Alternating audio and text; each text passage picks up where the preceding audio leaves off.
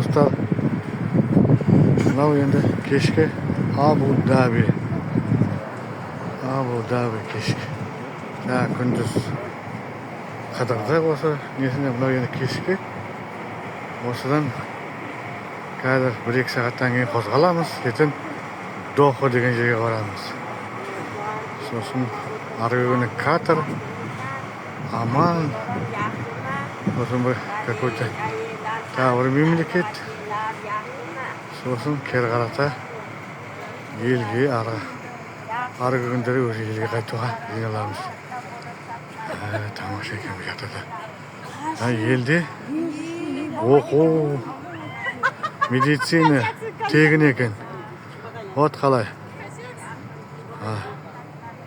Жаңа еще на высшем уровне дейді, жаңа оқытқан адам, балдарды оқытқанда, жоғарғы деңгейде оқытады дейді бәрі.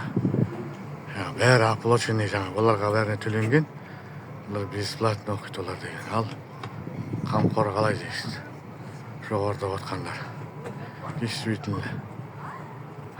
Қай деңгейде? Бізде бәрі халықтың қалтасынан төлетіп, өзінің жерінде, өзінің балдарын қалтасынан қағып отыр.